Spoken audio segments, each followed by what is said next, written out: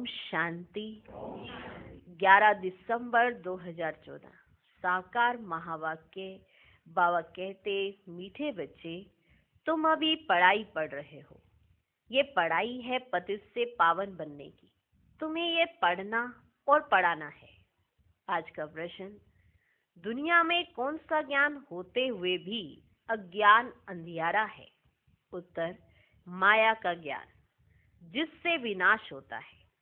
Moon तक जाते हैं, ये ज्ञान बहुत है, लेकिन नई दुनिया और पुरानी दुनिया का ज्ञान किसी के पास नहीं है।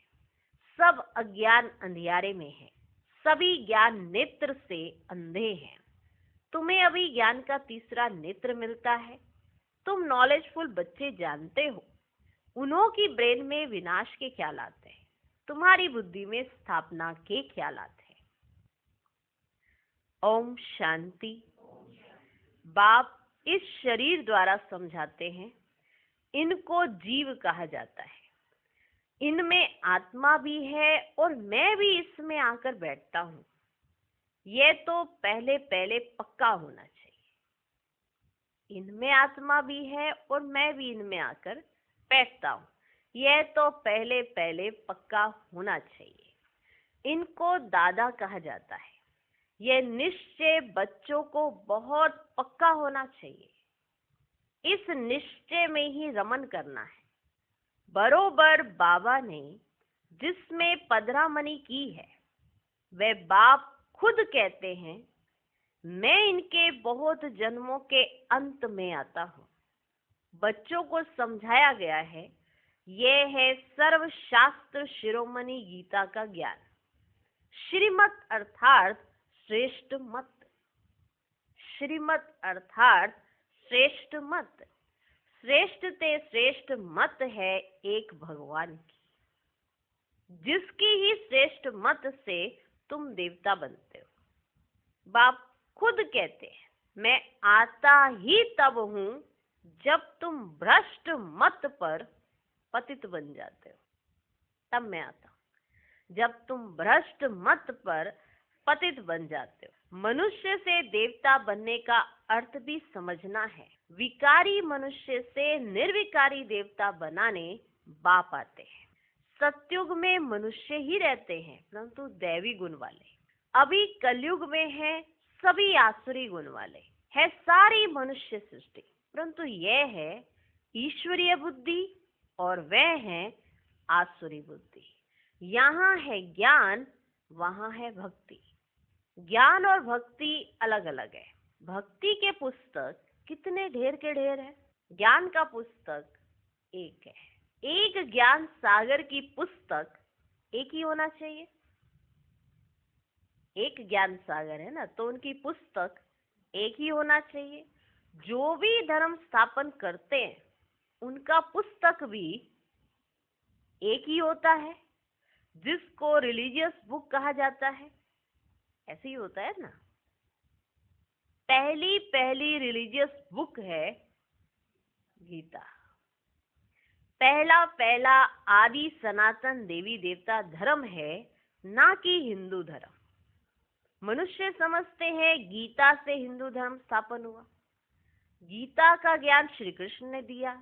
कब दिया? परंपरा से। पूछो कब दिया तो क्या कहेंगे? परंपरा से।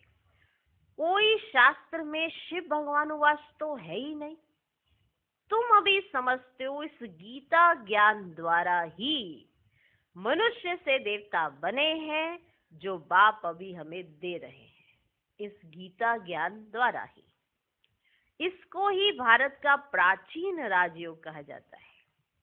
जिस गीता में ही काम महाशत्रु लिखा हुआ है, इस शत्रु ने ही तुम्हें हार खिलाई है। इस शत्रु ने ही तुम्हें हार खिलाई है।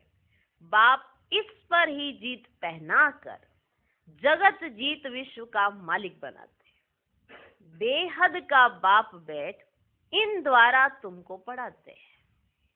वह है सभी आत्माओं का बाप। यह फिर है सभी मनुष्य आत्माओं का बेहद का बाप।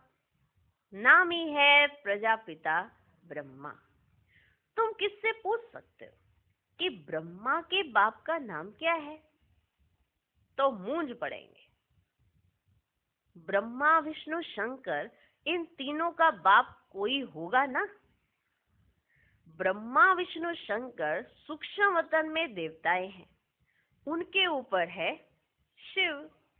बच्चे जानते हैं शिव बाबा के जो बच्चे आत्माएं हैं, उन्होंने शरीर धारण किया है। वह तो सदैव निराकार परमपिता परमात्मा है। आत्मा ही शरीर द्वारा कहती है परम पिता। कितनी सहज बात है। इनको कहा जाता है अलफ और बे की पढ़ाई। कौन पढ़ाते हैं? गीता का ज्ञान किसने सुनाया? कृष्ण को तो भगवान कहा नहीं जाता, वह तो देहधारी है, ताजधारी है। देहधारी है, ताजधारी है। शिव तो है निराकार, उन पर तो कोई ताज आदि है ही नहीं, वही ज्ञान का सागर है। बाप ही बीज रूप चैतन्य है। तुम भी चैतन्य हो, तुम भी चैतन्य हो ना, तुम भी चैतन्य हो, और वो बीज रूप भी चैतन्य है। सभी झाड़ों के आदि मध्य अंत को तुम जानते हो। भल तुम माली नहीं हो, परंतु समझ सकते हो कि बीज कैसे डालते हैं। सभी माली नहीं होते, जो माली को पता होता है बीज कैसे डाला जाता है, लेकिन तुम माली नहीं हो, लेकिन इतना तो पता है तुम्हें कि बीज कैसे डालते हैं, उनसे झाड़ कैसे निकलता है। वह है जड़, यह है चैतन्य। आत्मा को चैतन्य कहा जाता है। तुम्हारी आत्मा में ही ज्ञान है, और किसी आत्मा में ज्ञान हो नहीं सकता। तुम्हारी आत्मा में अब ज्ञान है, और किसी आत्मा में ज्ञान हो नहीं सकता। तो बाप चैतन्य मनुष्य सृष्टि का बीज रूप है। यह चैतन्य क्रिएशन है। चैतन्य क्रिएशन है ना। वह सभी है जड़ बीज, जिससे झाड़ होता है, वो देखा है ना, वो है जड़ बीज। ऐसे नहीं कि जड़ बीज में कोई ज्ञान है क्या? यह तो है चैतन्य बीज रूप। कौन? शिव बाबा। उनमें सारे सृष्टि की नॉलेज है। झाड़ की उत्पत्ति, पालना, विनाश का सारा ज्ञान उनमें है। कौन? चैतन्य बीज रूप शिव बाबा में, उनमें सारा ज्ञान है। फिर नया झाड़ कैसे खड़ा होता है, वह है गुप्त। नया झाड़ कैसे खड़ा होता है, वह है गुप्त। तुमको ज्ञान भी गुप्त मिलता है, बाप भी गुप्त आते हैं। तुम जानते हो ये कलम लग रहा है, तुम जानते हो ये कलम लग रहा है। अभी तो सभी पतित बन गए हैं। अच्छा, बीज से पहला पहला पत्ता निकला, वे कौन था? बीज से पहला पहला पत्ता निकला, वे कौन था? सत्युग का पहला पत्ता तो श्री कृष्ण को ही कहेंगे, लक्ष्मी नारायण को नहीं कहेंगे। नया पत्ता छोटा होता है, पीछे बड़ा होता है। तो इस बीज की कितनी महिमा है। यह तो चैतन्य है ना। भल दूसरे भी निकलते हैं, धीरे धीरे उनों की महिमा कम होती जाती है। अभी तुम देवता बनते हो, तो मूल बात है हमको दैवी गुण धारण करने हैं। मूल बात क्या है? हमको दैवी गुण धारण करने हैं, इन जैसा बनना है। चित्र भी है। ये चित्र ना होते तो बुद्धि में ज्ञान कैसे आता? ये चित्र बहुत काम में आते हैं। जो चित्र बने हुए हैं ये बहुत काम में आते हैं। भक्ति मार्ग में इन चित्रों की पूजा होती है, और ज्ञान मार्ग में तुमको इनों से ज्ञान मिलता है कि इन जैसा बनना है। जब भक्ति मार्ग में होंगे तो इनों की पूजा की, और ज्ञान मार्ग में लक्ष्य बन गया कि इनके जैसा हमें बनना है। भक्ति मार्ग में ऐसा नहीं कहेंगे कि हमको ऐसा बनना है, ऐसे नहीं मंदिर में जाके मूर्ति के सामने हाथ जोड़ के कहेंगे हमें आपके जैसा बनना है। ये नॉलेज ही नहीं है, ये ज्ञान ही नहीं है कि इनके जैसा बन भी सकते हैं, ज्ञान ही नहीं है, वहां नहीं कहेंगे। भक्ति मार्ग में मंदिर आदि कितने बनवाते हैं? सबसे जास्ती मंदिर किसके होंगे? किसके होंगे? जरूर शिव बाबा के ही होंगे। फिर उसके बाद क्रिएशन के होंगे। पहली क्रिएशन यह लक्ष्मी नारायण है, पहली क्रिएशन यह लक्ष्मी नारायण है।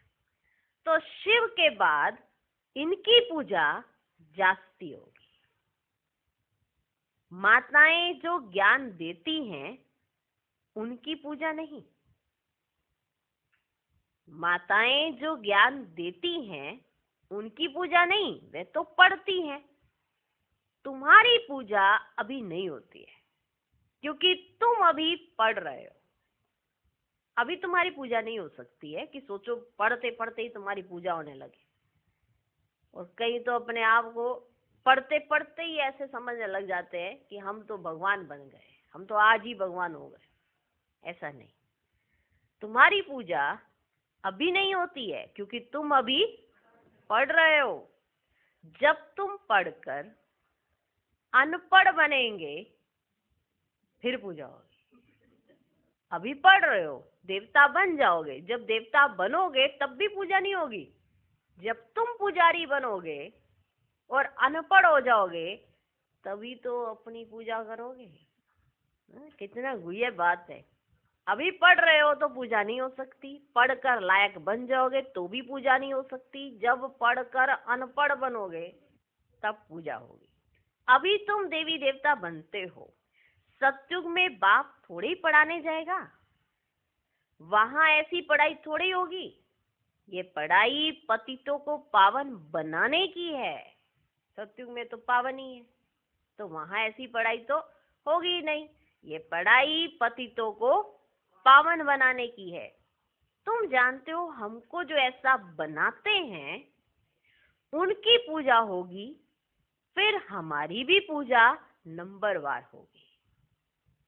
फिर गिरते गिरते 5 तत्वों की भी पूजा करने लग पड़ते हैं। 5 तत्वों की पूजा माना शरीर, पतित शरीर की पूजा। पहले शिव बाबा की पूजा, फिर उनकी क्रिएशन की पूजा, फिर नंबरवार सबकी पूजा, फिर धीरे धीरे धीरे धीरे 5 तत्वों की पूजा। अब 5 तत्वों की पूजा माना पतित शरीर की पूजा। इसलिए आज का मनुष्य अपने को भगवान कहलाने लग गया। मैं ही भगवान हूँ, मैं सबके दुख दर्द दूर कर सकता हूँ। मैं कौन हूँ? मैं भगवान हूँ। भगवान की सीट पर बैठने लग गए। 5 तत्वों की पूजा माना पति शरीर की पूजा। ये बुद्धि में ज्ञान है कि इन लक्ष्मी नारायण का सारे सृष्टि पर राज्य था। ज्ञान है बुद्धि में। इन देवी देवताओं ने राज्य कैसे और कब पाया? आखिरकार लक्ष्मी नारायण ने पिछले जन्म में ऐसा क्या किया जिसकी वजह से अगले जन्म में एक तो वो लक्ष्मी नारायण बने, ऊपर से पूरे विश्व के मालिक बन गए। ऐसा क्या किया, ऐसा क्या पाया? माना इतना सब कुछ पा लिया, ऐसा किया क्या आखिरकार? कब किया फिर उन्होंने? इन देवी देवताओं ने राज्य कैसे और कब पाया ये किसको पता ही नहीं है। लाखों वर्ष कह देते हैं, लाखों वर्ष की बात तो किसकी बुद्धि में बैठ ही ना सके, इसलिए कह देते ये परंपरा से चला आता है। ऐसा बोल के अपने आप को खाली कर लेते हैं, ये परंपरा से चला आता है। अभी तुम जानते हो देवी देवता धर्म वाले और धर्मों में कन्वर्ट हो गए हैं। जो भारत में हैं वे अपने को हिंदू कह देते हैं, क्योंकि पतित होने के कारण देवी देवता कहना शोभता ही नहीं है। पतित हो गए, इसे देवी देवता कहना शोभता ही नहीं है। परंतु मनुष्यों में ज्ञान कहाँ? देवी देवताओं से भी ऊंचा टाइटल अपने पर रखवाते हैं, देवी देवताओं से भी ऊंचा टाइटल अपने पर रखवा लेते हैं। पतित मनुष्य ज्ञानी नहीं है ना। पावन देवी देवताओं की पूजा करते माथा झुकाते हैं, परंतु अपने को पति थोड़े ही समझते हैं। पति समझते थोड़े ही हैं क्या? अपने को पति नहीं समझते। भारत में खास कन्याओं को कितना नमन करते हैं। भारत में खास कन्याओं को कितना नमन करते हैं। कुमारों को इतना नहीं करते। कुमारों को नमन नहीं करते, कन्याओं को नमन करते हैं। कुमारों को इतना नहीं करते। मेल से ज्यादा फीमेल को नमन करते हैं, क्योंकि इस समय ज्ञान अमृत पहले इन माताओं को मिलता है। बाप इनमें प्रवेश करते हैं। बाप इनमें प्रवेश करते हैं। ये भी समझते हो, ये ज्ञान की बड़ी नदी है। कौन? ब्रह्मा बाबा। ये ज्ञान की बड़ी नदी है। ज्ञान नदी भी है, फिर पुरुष भी है। ज्ञान नदी भी है, फिर पुरुष भी है। ब्रह्मपुत्रा नदी सबसे बड़ी नदी है, जो कलकत्ता तरफ सागर में जाकर गिरती है। मेला ही वहां ही लगता है। मेला भी वहां लगता है ना, परंतु उन्हें यह पता नहीं कि ये आत्मा और परमात्माओं का मेला है। ऐसा तो नहीं कि सब आत्माएं और वही परमात्मा, ऐसा मेला है। ऐसा पता है क्या उन्हें? नहीं पता। उनको ये पता ही नहीं कि आत्मा और परमात्मा का मेला है। नहीं पता। वह तो पानी की नदी है, जिसका नाम ब्रह्मपुत्रा रखा है। वह तो ब्रह्म को ईश्वर कह देते हैं, इसलिए ब्रह्मपुत्रा को पावन समझते हैं। पतित पावन वास्तव में गंगा को नहीं कहा जाता है। यहाँ सागर और ब्रह्मा नदी का मेल है। यहाँ सागर और ब्रह्मा नदी का मेल है। बाप कहते हैं ये फीमेल तो नहीं है जिस द्वारा एडॉप्शन होती है। ये बहुत गुह्य समझने की बातें हैं, जो फिर प्राय लोप हो जानी है। फिर बाद में मनुष्य इस आधार पर शास्त्र आदि बनाते हैं। इसी आधार पर फिर शास्त्र बनेंगे। पहले हाथ के लिखे हुए शास्त्र थे, बाद में बड़ी बड़ी मोटी मोटी किताबें छपवाई हैं। पहले हाथ के लिखे हुए शास्त्र थे, फिर बाद में मोटी मोटी किताबें छपवाई हैं। संस्कृत में श्लोक आदि थे ही नहीं। यह तो बिल्कुल सहज बात है। मैं इन द्वारा राजयोग सिखलाता हूँ, फिर यह दुनिया ही खलास हो जाएगी।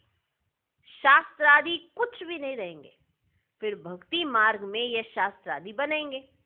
मनुष्य समझते हैं ये शास्त्र आदि परंपरा से चले आए हैं।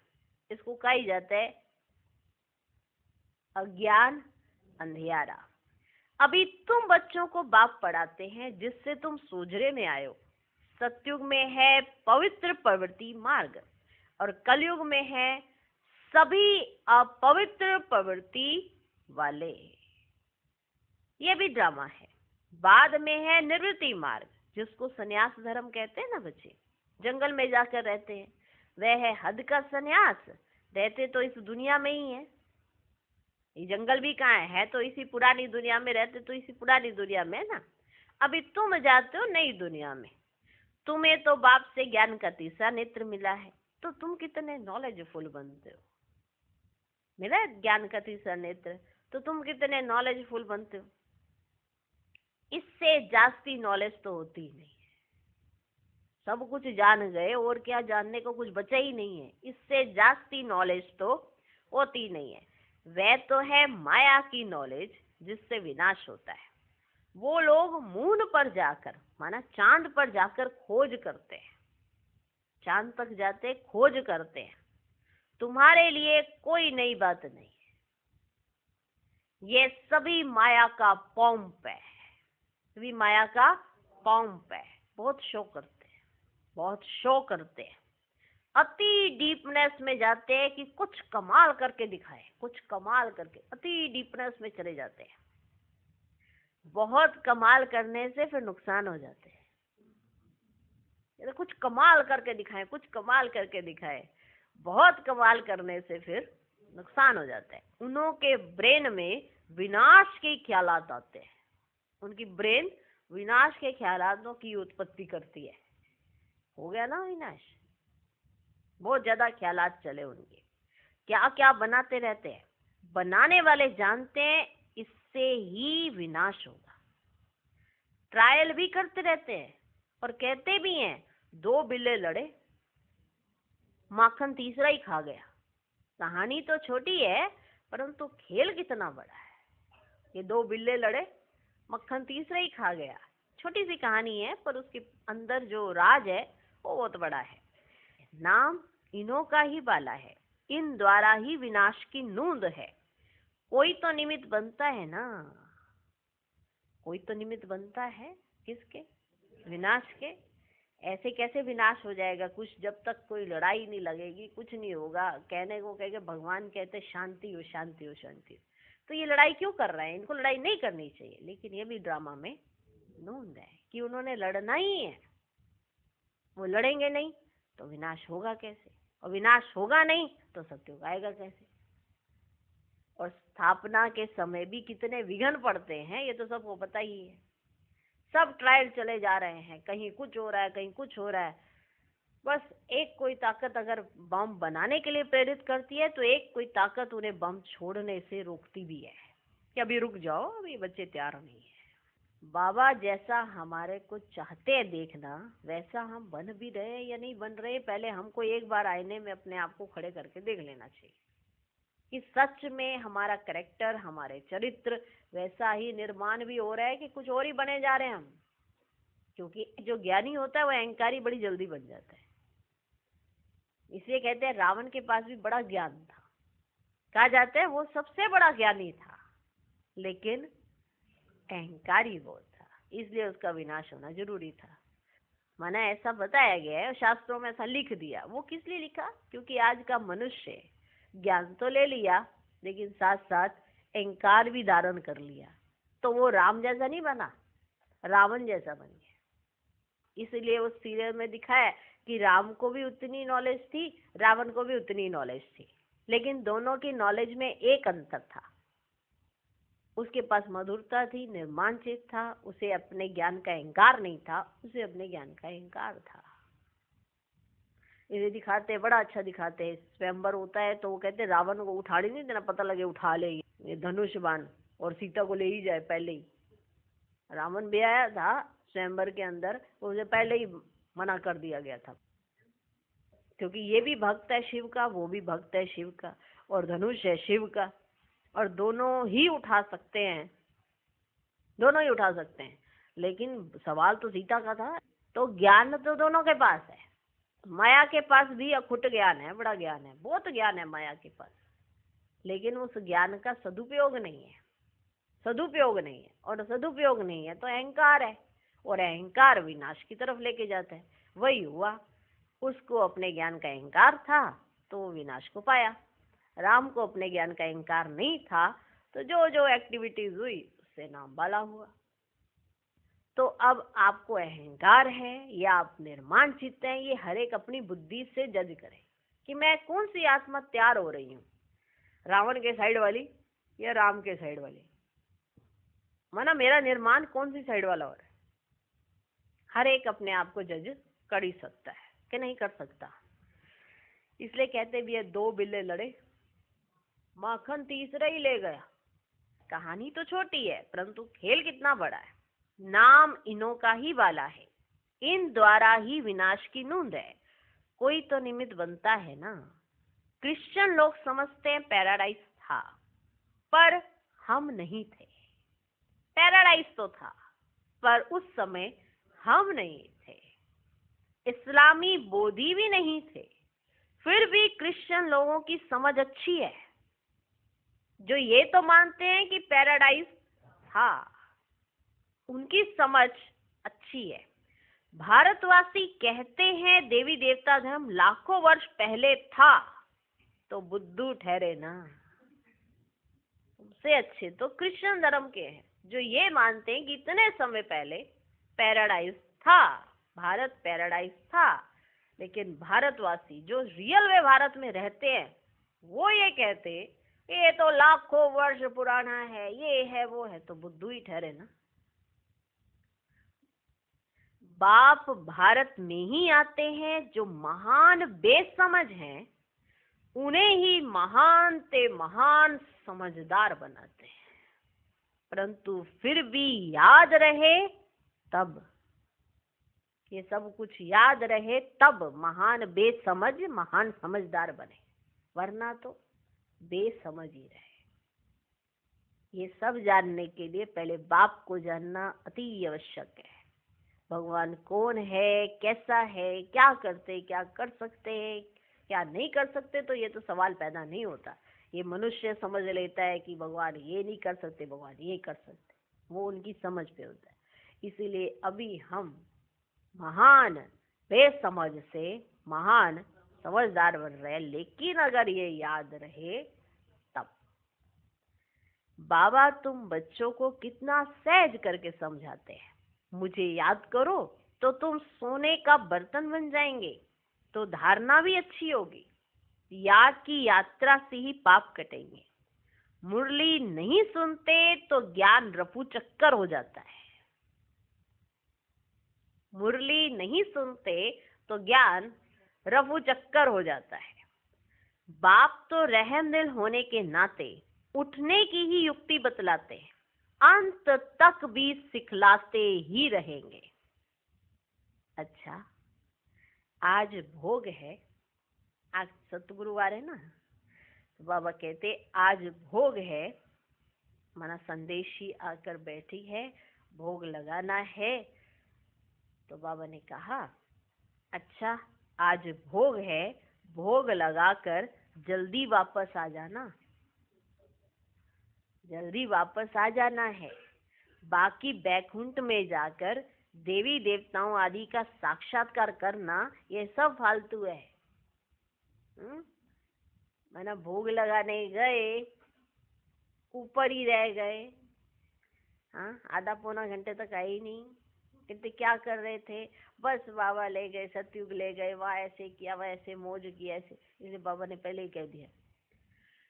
ठीक है, आज भोग का दिन है, भोग लगाकर जल्दी वापस आ जाना है। बाकी बैकुंठ में जाकर देवी देवताओं आदि का साक्षात्कार करना यह सब फालतू है। इसमें बहुत महीन बुद्धि चाहिए। बाप इस रथ द्वारा कहते हैं मुझे याद करो, मैं ही पतित पावन तुम्हारा बाप हूँ, तुम्ही से खाऊं, तुम्ही संग बैठूं, तुम्ही संग। ये यहाँ के लिए है, ये यहाँ के लिए है। ऊपर में कैसे होगा? तुम्ही से खाऊं, तुम्ही संग बैठूं, तुम्ही संग ये करूं, तुम्ही संग ये करूं, ये ऊपर में होगा क्या? ऊपर में कैसे होगा? ये सब यहाँ के लिए। अच्छा, मीठे मीठे सिकिलधे बच्चों प्रति माता पिता बाप दादा का याद प्यार और गुड मॉर्निंग। रूहानी बाप की रूहानी बच्चों को नमस्ते। हम रूहानी बच्चों की भी रूहानी बाप को नमस्ते नमस्ते नमस्ते। Good morning good morning good morning. Clear समझ आया? बीज झाड़ कैसे होती है पालना, कैसे उत्पत्ति, कैसे स्थापना, कैसे विनाश। विनाश वालों की ब्रेन में विनाश चलता रहता है, स्थापना वालों की ब्रेन में स्थापना चलती रहती है। लेकिन हमें दैवी गुण धारण करने हैं, वो आज करने हैं। कब करने? आज करने हैं। हम कहे हम तो कल देवता बन ही जाएंगे ना, तो त्रेता के लायक भी बन ही जाएंगे। पर सत्युग के लायक बनने के लिए वैसा बनना पड़े जैसे बाबा है, जैसे वो चाहते हैं। हमको कितना ऊंचा बनाना चाहते हैं, कितना श्रेष्ठ हमारी सोच को बनाना चाहते हैं। श्रीमत क्या है? श्रेष्ठ मत, रॉयल मत। ठीक है ना? आपका करेक्टर सुधर रहा है, आपकी चलन सुधर रही है, आपका चेहरा बदल रहा है। चेहरे और चलन से ही तो पता पड़ता है कि आप कौन सी डायरेक्शन में चल रहे हो, किसकी डायरेक्शन में चल रहे हो। आपके अंदर क्रोध की अग्नि लगी हुई है तो आप श्रीमत पर थोड़े चलते हो। अगर आप शांत चित आत्मा हो, इतने भी विघ्न आते जा रहे हैं, फिर भी आप विघ्न विनाशक बन, बाप का हाथ और साथ नहीं, बाबा का नाम आपकी जुबान से नहीं जाता, बाबा का नाम आपके दिल से नहीं कोई मिटा सकता, तो सबसे पहला हाथ श्रीमत का तो आपने ही पकड़ा। इसलिए बाबा ने कहा अहंकार से भी बचो। ये जो ज्ञान का उल्टा अहंकार आ जाता है, ये भी इंसान का विनाश करा देता है और इंसान को पता ही नहीं पड़ता कि हमारा अंदर ही अंदर विनाश हो रहा है। और ज्ञान रफू चक्कर, मुरली सुनना नहीं, मुरली पढ़ना नहीं, मुरली को धारण करना नहीं, तो क्या होगा? ज्ञान तो रफू चक्कर हो जाएगा। बाबा कौन है, कैसा है, ये नॉलेज ही रफू चक्कर हो गई, तो फिर कैसा है बाबा? बाबा तो ये तक कहता है कि कोई तुम्हारे लिए अपशब्द बोले, अपोजिशन करे, गालियां निकाले, तो भी तुम्हारी वृत्ति में उसके लिए शुभ भावना रहनी चाहिए। कहता है ना, पीछे ही कहा था, वो सारी बातें तुम्हारे लिए खाद का काम करेंगी और फल अच्छा ही निकलेगा। पर इतनी तसल्ली गालियां सुन के होती हैं क्या? नॉर्मल व्यक्ति को नहीं हो पाती है। और गाली के बाद फिर गाली ही निकलती है। सामने से अगर कोई गाली दे रहा है तो आपकी अगर गाली 10 बार निकल रही है तो जरूर आप माया के बन गए हो, माया के बन गए हो। क्योंकि माया यही करती है, माया अहंकारी है। लेकिन अगर बाप के ही हो तो भले सामने से कोई गालियां भी देगा, आपके दिल से उसके लिए गाली नहीं देगी। तरस पड़ेगा, रहम आएगा कि भैया इसने अपना कितना सत्यानाश कर लिया है, कि अपनी बुद्धि को चट खाटे में लाकर खड़ा कर लिया है। और कल को इसके साथ क्या होने वाला है, उस सीन को देखकर रहम आएगा, रहम आएगा कि भगवान इसके गुनाह थोड़े से बख्श देना। क्योंकि एक के बाद एक के बाद एक के बाद और गुनाह करने के लिए ये आत्मा और तैयार करी जा रही है, अपने आप और ही खाते तैयार हो जा रहे हैं। तो किसी और का नहीं, अपना ही नुकसान लगता है। बाप को भी बच्चों को देखकर इसीलिए ही तरस पड़ता है। अगर बाबा आज ही न्यारा हो जाए, साक्षी हो जाए, कोई कुछ भी करे, क्या लेना देना, जाता है जाए, नहीं जाता ना जाए। लेकिन बाबा रोज रोज समझाता है। कारण क्या है? कि मेरे ही बच्चे हैं, इसलिए रोज समझाए जाते हैं। नहीं तो एक बार समझा दिया, आते आओ, नहीं आते ना आओ, क्योंकि तुम्हारा नुकसान फायदा तुम्हारा है, मेरा थोड़ा कुछ जाना है। सत्यु की स्थापना तो वही जानी है। ये दृश्य बाबा का लास्ट का है, जब ये पढ़ाई बंद हो जाएगी उस समय का है। उस समय बाबा ने ड्रामा के पट्टे पर सबको लाकर खड़ा कर देने हैं कि जिसने जो किया अब ये कहेंगे ड्रामा। लेकिन आज दिन तक बाप बड़े प्यार से समझा रहा है, इसका मतलब बदलाव करने का थोड़ा सा समय अभी बाकी है। बच्चा जब पढ़ाई कर रहा होता है तो हर माँ बाप कहते हैं पढ़ ले पढ़ ले पढ़ ले, पर एक उम्र तक उसे कह सकते हैं पढ़ ले पढ़ ले। अब उसकी उम्र निकल गई तो उसे ये नहीं कह सकते कि जा नर्सरी क्लास में जाके तू पढ़ ले पढ़ ले पढ़ ले।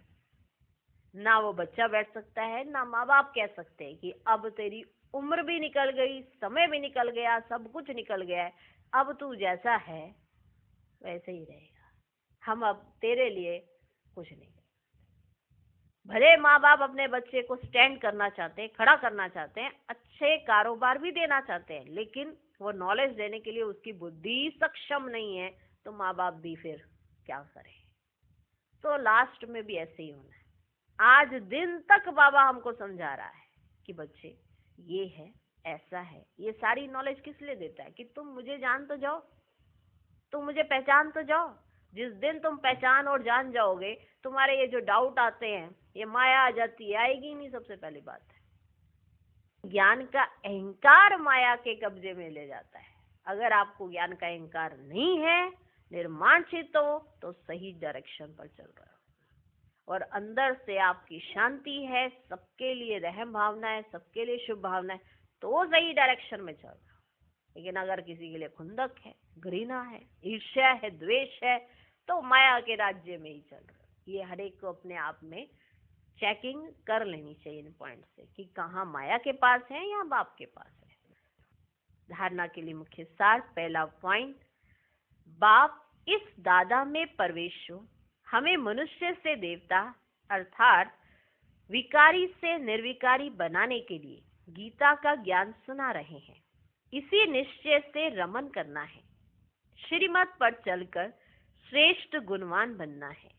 दूसरा पॉइंट, याद की यात्रा से बुद्धि को सोने का बर्तन बनाना है, ज्ञान बुद्धि में सदा बना रहे, उसके लिए मुरली जरूर पढ़नी व सुननी है। आज का वरदान, अपने मस्तक पर सदा बाप की दुआओं का हाथ अनुभव करने वाले मास्टर विघ्न विनाशक भव। गणेश को विघ्न विनाशक कहते हैं। विघ्न विनाशक वही बनते जिनमें सर्व शक्तियां हैं।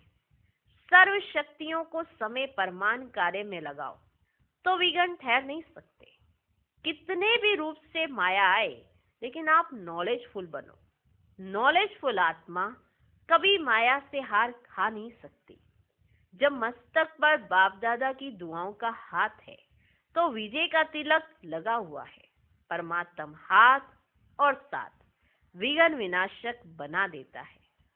आज का स्लोगन, स्वयं में गुणों को धारण कर दूसरों को गुणदान करने वाले ही गुण मूर्त है। ओम शांति।